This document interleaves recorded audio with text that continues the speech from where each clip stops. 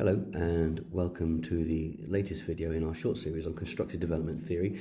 My name is Dr. Darren Stevens and today this talk is going to be about burnout. Now we see a lot about burnout on LinkedIn and places like that, telling us about their latest research or what organisations do to avoid it, but we've never really looked at it from a thinking perspective. And there are many reasons why we might burn out at work. This image here is one of the first ideas around it, and if you notice at the bottom right you'll also see the opposite of burnout. What happens if you're bored at work? You bore out. Now in CDT terms, what that means is that if your individual complexity is greater than the role complexity, you're going to get bored and you will leave. So before I go on to show you how constructive development theory measures and predicts burnout, let's look at some of the more contemporary research we see in the literature. I'd also like to offer you a word of caution when reading posts or articles on LinkedIn when it comes to such things as burnout or empathy, or in this case, overthinking. Overthinking isn't a good thing, and these are definitely not great traits. You cannot spin a negative to a positive. This is not politics. So please pause the video here to read the reasoning. It's useful here as we'll discuss the caring for others a little bit further down the line. And there's a lot of research now on burnout as mental health and well-being takes hold of all organisations. The research focuses on what burnout is and how to avoid it. I'm going to explain how CDT can help before, during and after burnout has taken place, so you can have a strategy to ensure it doesn't happen, but from a thinking perspective. A well-known protagonist regarding burnout research found last year that there are obviously a number of reasons why it might occur. These are the first three on the list. In my mind, obviously derived from my research, I'd say that number one is the cause of number two, thus demonstrating how number two could be tweaked with further insights. As much as there are individual and organisational causes of burnout, it can boil down sometimes to something as simple as people not being able to say no. In CDT terms, this is a problem of dynamic intelligence. On this slide, we can see how the researcher categorises the process of burnout at differing stages according to their findings. Pause the video to please read it. And rather obviously, different levels of burnout will require different responses. However, if we know how someone constructs their burnout in the first instance, we would never meet someone at the second and third tiers, and thus only ever need the first degree solutions. From a CDT perspective, we can know this. And when it comes to the intersection of change and leadership, the opportunity and the problem boil down to complexity. As a leader rises up through the organisational hierarchy, her responsibilities and the complexity of the role rise together. In this image, the red bars at the bottom represent what the leader brings to the table to meet the demands of each level of her organisation. And then the green line represents the level of complexity at each level. If the leader's ability to handle the complexity cannot keep pace with their role complexity, they will not meet the organisational leadership requirements and expectations, and they're more likely to burn out. To look at it another way, if people are going to keep pace with the complexity of their roles, they have to upgrade their cognitive complexity, not simply keep adding coping mechanisms. Obviously, we can do this from a constructive development theory perspective. And there's a correlation here that the researchers might not have seen, and it is from a complexity angle as derived from my cognitive intention research. Check out the words in red specifically. For example, the most committed are what Keegan would call his socialised mind, stage 3.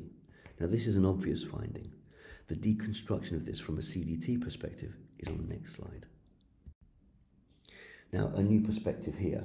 What the previous few slides indicate is that the research team found people who were very external in their locus of evaluation. They had a preference for caring for others and could not take themselves out of the second position, which is the pink partner one just here. This is how we determine burnout using cognitive intentions and the identity compass. But more importantly, the interventions we use in CDT map directly to the degrees of burnout found in the research. The next point to make is that when we introduce the interventions, the third degree burns will happen as a natural consequences, and I'll explain that next. How do we overcome using CDT? In simple terms, an individual with an extreme internal perspective will have a very different behavioural output to someone with an extreme external perspective. The research uncovered the potential therapy need of those who are burning out as they focused on the needs of others rather than being capable of saying no in some instances. And this is the beauty of constructive development theory. We know how to fix it. As mentioned, if we know how someone constructs their burnout, we have the fix automatically by way of interventions. And the best part is the fix will grow their thinking. By virtue of defining their lack of choice, the introduction of awareness and choice increases their dynamic intelligence. The consequence of this, as derived from my research, is that individuals grow their thinking, and this might then propel them beyond the complexity of their role, thus changing them from being burned out to bored. They will quit their job as an outcome, taking care of the third-degree burn from a few slides ago. And we can keep our eye on burnout with multiple profiles over time.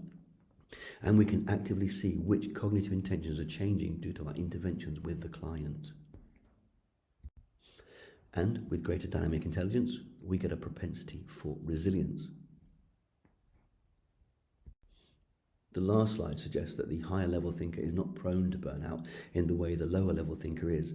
And we can use phrases like earlier and later stage thinker if you prefer, but it all boils down to the same thing: cognitive complexity and self-awareness. Some researchers have mentioned that no stage is better than any other stage, but this is clearly not true. From a burnout perspective, someone capable of choosing how they are in the moment is in a better state than someone who cannot choose. There is no context where greater choice is not better than no choice. Hence why AQ8 must be better than AQ5 here. How we construct ourselves is key to understanding our capacity for burnout. Is it possible to burn out in one context but not in another? And if you're thinking yes, of course, then how do we construct ourselves in the resilient context and transfer it to the other context? Remember, personality here is a limitation on how you construct you.